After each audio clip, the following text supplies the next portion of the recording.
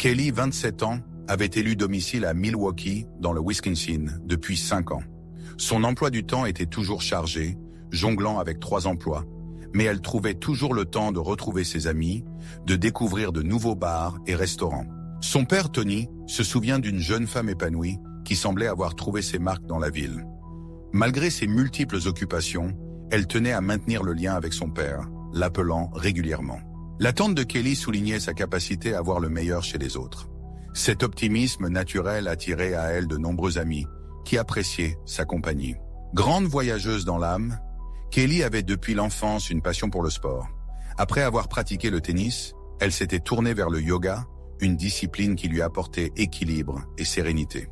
Consultante dans un magasin d'articles de sport et professeure de yoga dans un studio du quartier, Kelly arrondissait ses fins de mois en gardant des enfants quelques jours par semaine.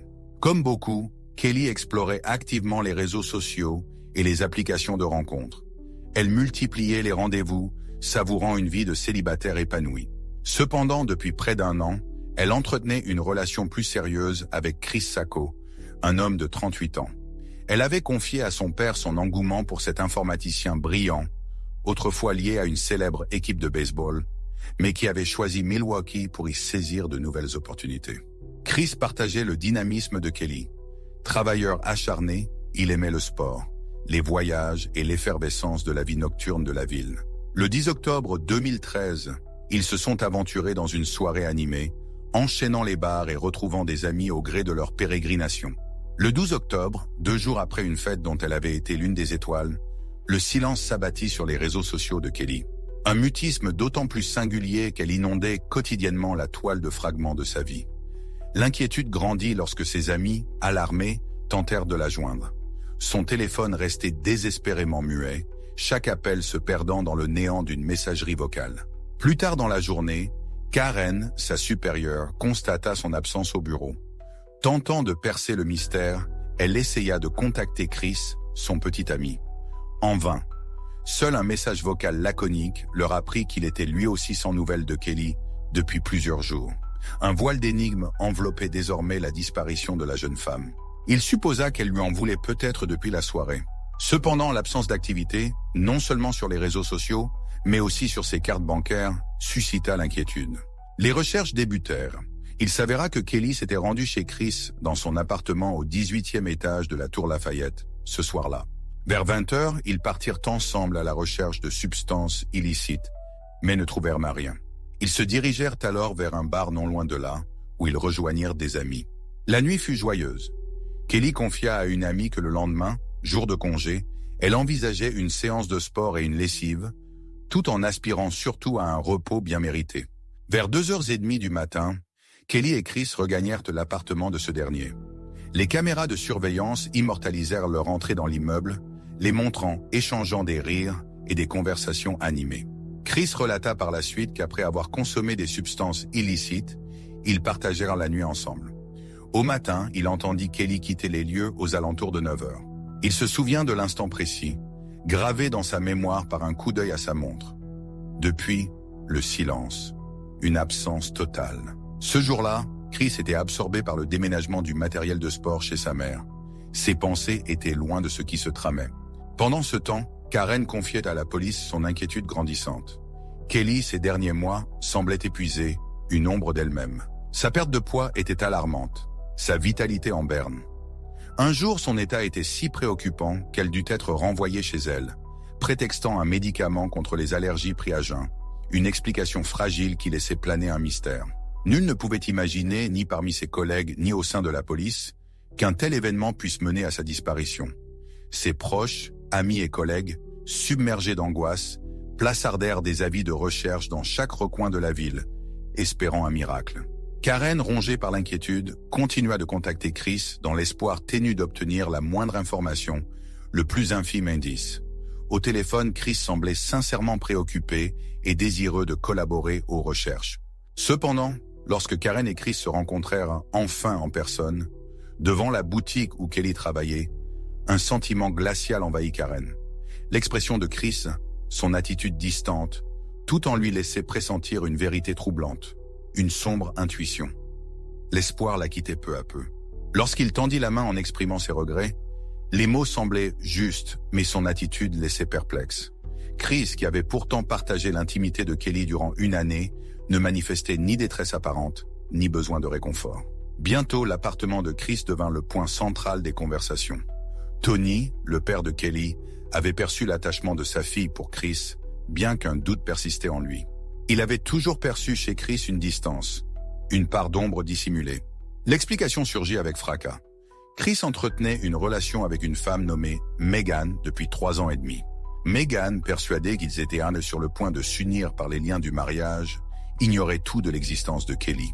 Les enquêteurs interrogèrent Joy, la mère de Chris, qui confirma que son fils laissait parfois des affaires chez elle. Cependant, elle affirma n'avoir jamais entendu parler de Kelly. L'attention des enquêteurs se focalisa alors sur Chris, le dernier à avoir vu Kelly vivante. 28 caméras de surveillance quadrillaient la résidence, rendant toute sortie discrète impossible. Les enregistrements révélaient que Kelly et Chris étaient rentrés à l'appartement de ce dernier vers 3 heures du matin. Or, si Kelly était partie à 9 heures, comme Chris le prétendait, les caméras l'auraient inévitablement capté. Pendant ce temps, la mère de Kelly s'apprêtait à se rendre à Milwaukee pour rencontrer les autorités et les médias. Le cœur lourd d'angoisse et de questions sans réponse. Partout dans la ville, des affiches annonçaient sa disparition.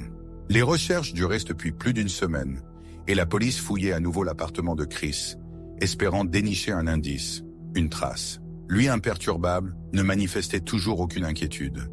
Il persistait à dire que leur relation n'avait jamais été sérieuse. Selon ses dires, ils se voyaient tout au plus quelques fois par semaine, juste pour passer un agréable moment, sans engagement.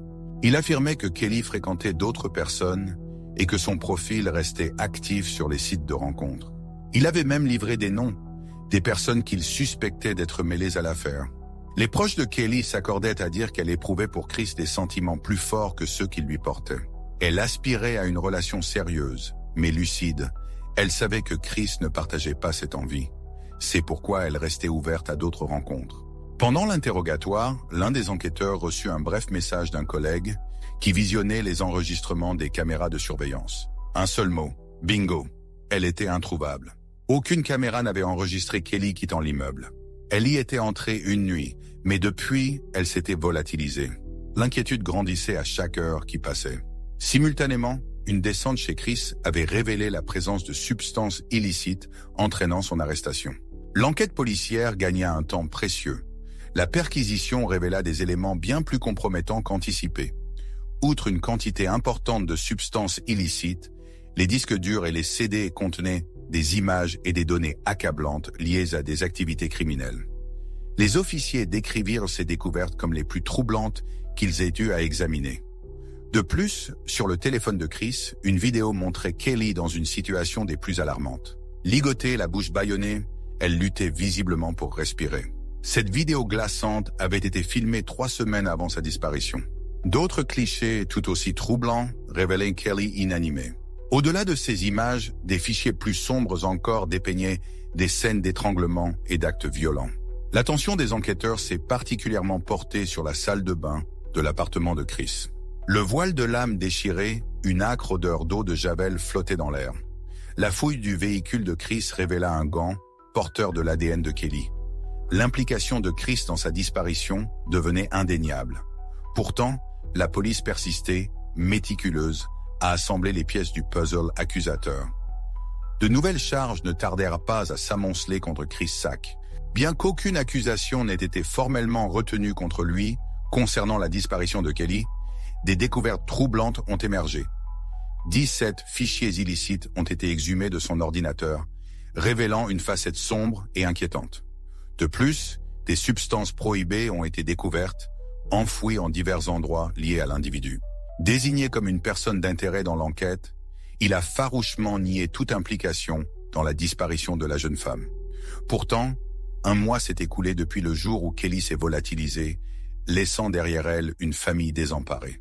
Rongés par l'angoisse, ses parents ont décidé de briser le silence et de solliciter l'aide du public. Un appel désespéré, accompagné d'une récompense substantielle, a été lancé à travers les médias dans l'espoir de recueillir le moindre indice qui pourrait enfin les rapprocher de leur fille disparue. Sa mère lui confiait que l'espoir s'amenuisait chaque jour, mais elle refusait de céder au désespoir. Megan, la petite amie de Chris, apprit la nouvelle de son arrestation. Un déclic se produisit. Elle devait absolument informer la police du comportement étrange de Chris ces derniers temps. Elle se remémora le 11 octobre, jour où Kelly était rentrée à son appartement, jour où ils avaient alors prévu de dîner ensemble. Chris avait accusé un retard d'1 heure, prétextant des problèmes de téléphone. Il était visiblement nerveux, vérifiant constamment son appareil, taciturne et absent. La police, scrutant l'historique téléphonique, remarqua que son téléphone était resté silencieux pendant 17 heures. Une absence notable, suggérant une volonté de couper les ponts. Après le dîner, Chris passa la nuit chez Megan, mais un sommeil agité le fit transpirer abondamment, obligeant Megan à changer les draps. Le lendemain matin, alors que Kelly était déjà portée disparue, Chris entreprit un voyage de 160 miles, prétextant vouloir acheter du fromage pour la famille de Kelly.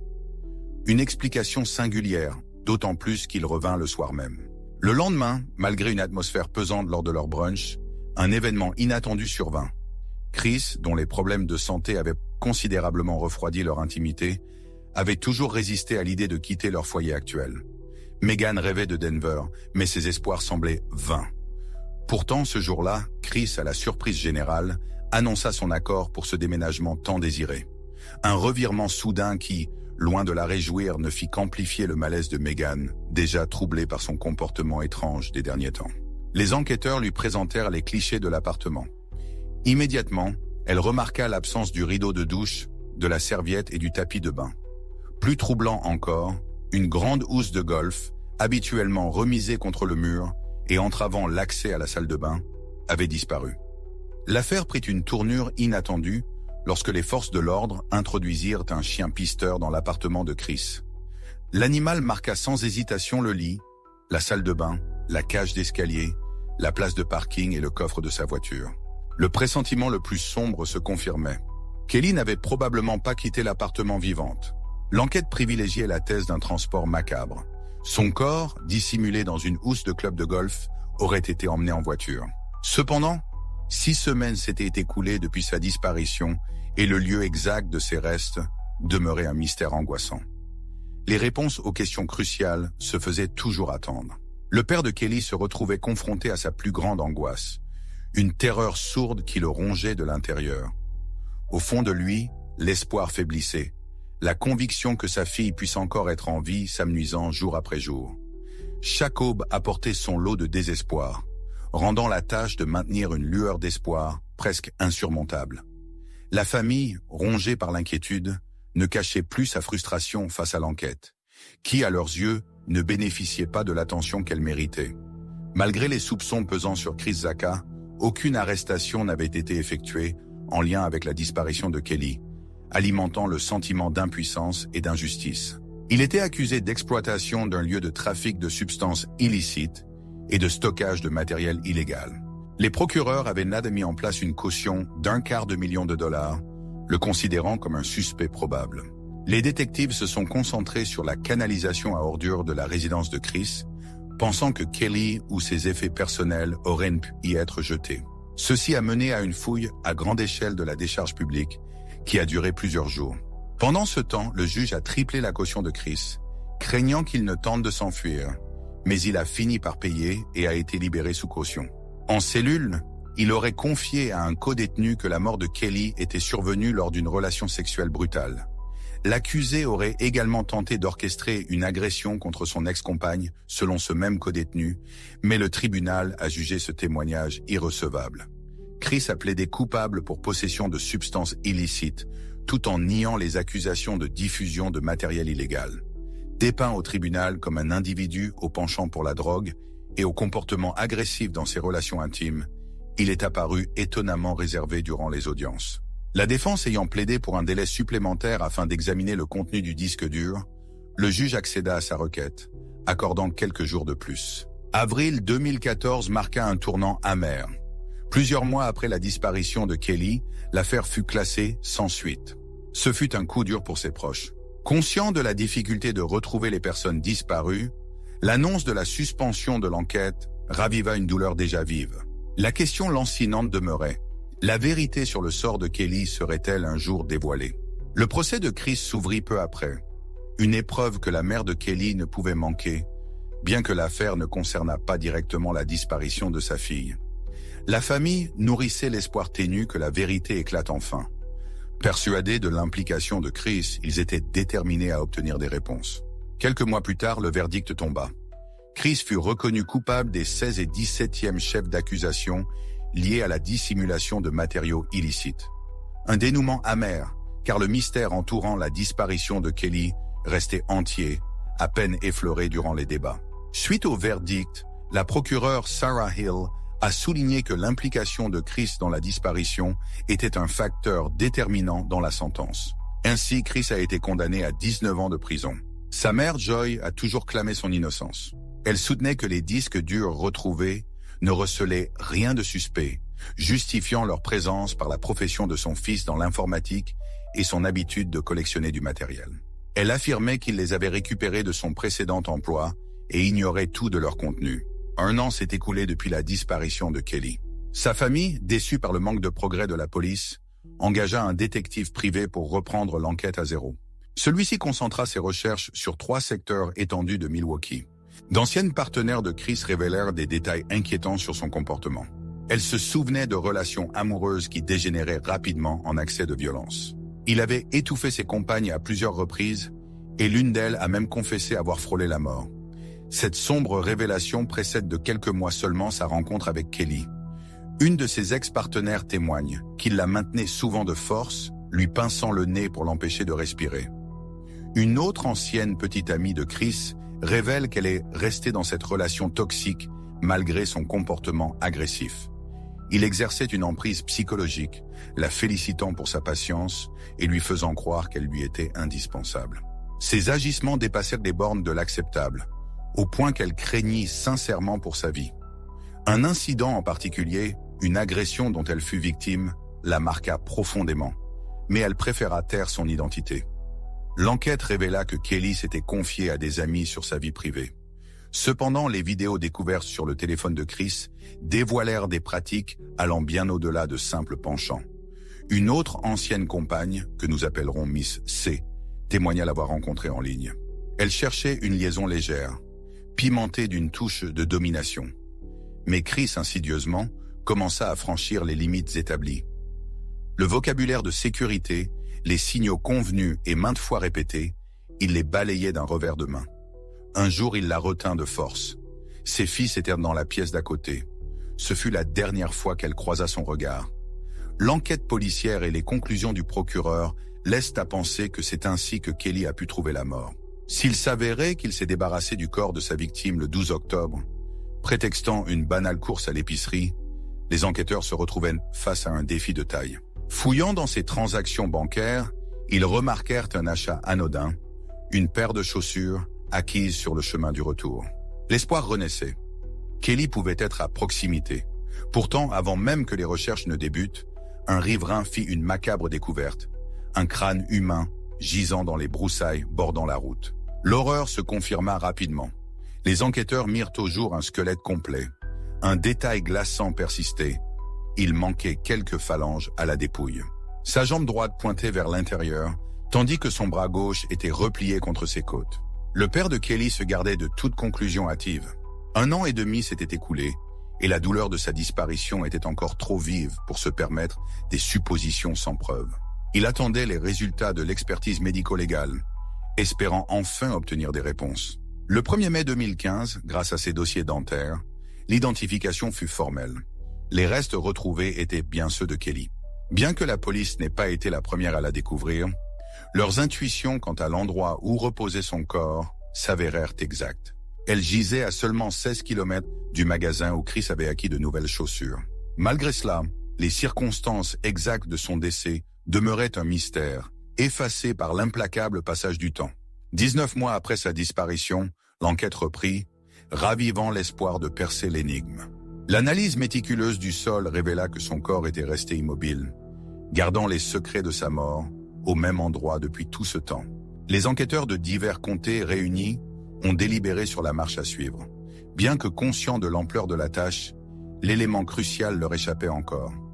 L'entourage de Kelly, uni dans le deuil, s'efforçait de perpétuer son souvenir, animé par l'espoir de voir justice rendue.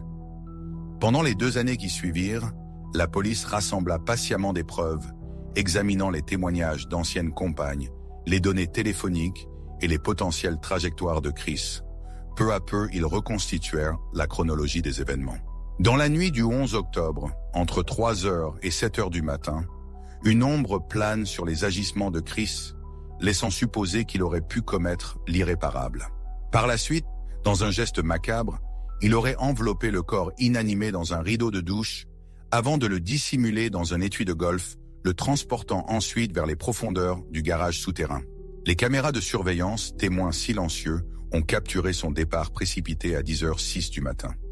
2 minutes plus tard, le téléphone de Kelly s'est connecté pour la dernière fois au réseau cellulaire, non loin de sa résidence. Si elle avait réellement quitté les lieux à 9h, comme il le prétend, son appareil n'aurait pu être détecté à cette heure précise. À 10h22, Chris regagnait son appartement, laissant derrière lui un voile de mystère et de suspicion. Les enquêteurs ont émis l'hypothèse qu'il se débarrassait à ce moment-là du téléphone de la victime. Plus tard, aux environs de 18h15, il quitta à nouveau les lieux, transportant du matériel de sport vers le domicile de sa mère. À 19h47, il retira la carte SIM de son téléphone, restant injoignable pendant les 17 heures suivantes. 1 heure plus tard, Christopher rejoignit Megan et des amis communs pour un dîner avant de passer la nuit chez elle. Sa voiture était stationnée en face et à l'intérieur reposait le corps sans vie de Kelly.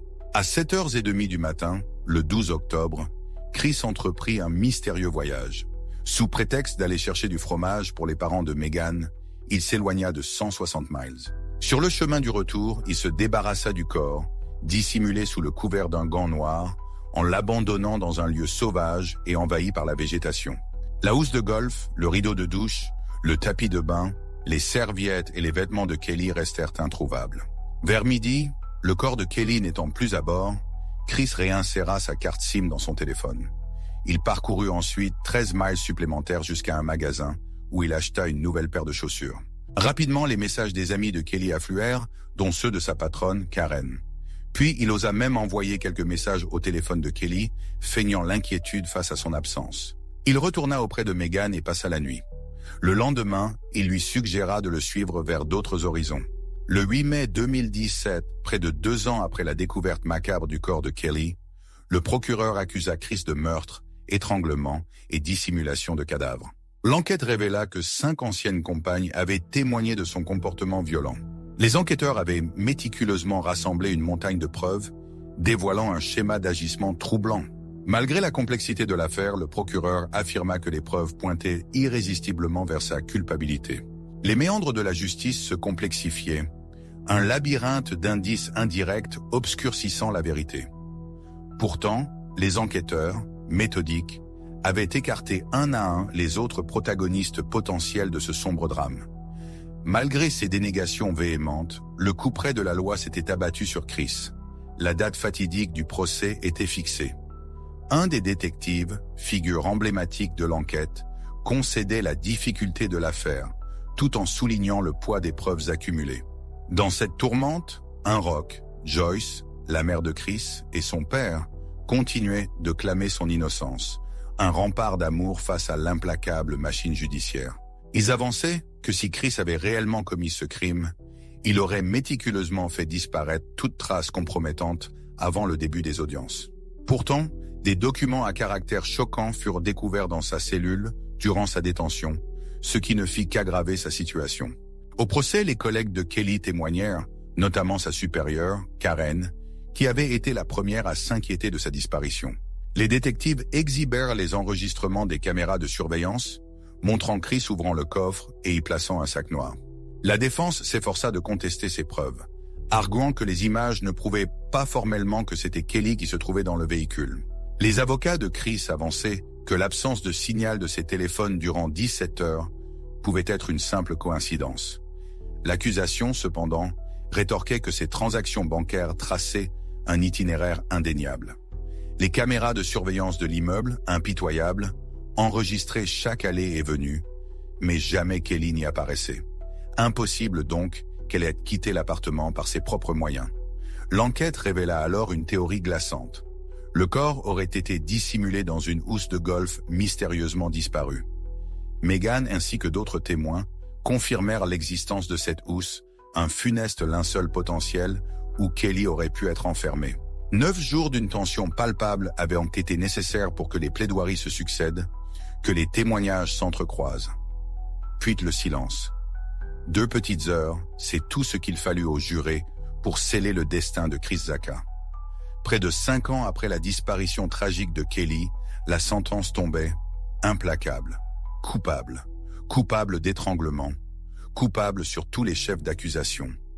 Le verdict résonna dans la salle d'audience comme un glas funèbre, mettant un point final à un chapitre sombre de l'histoire locale.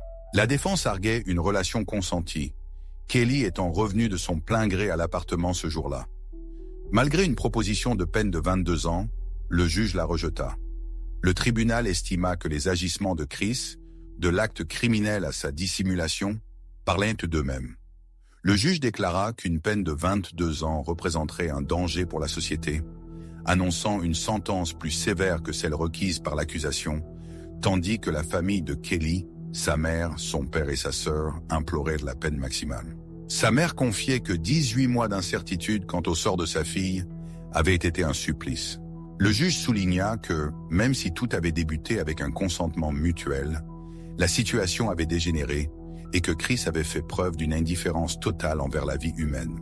Il avait étranglé Kelly pour satisfaire ses pulsions.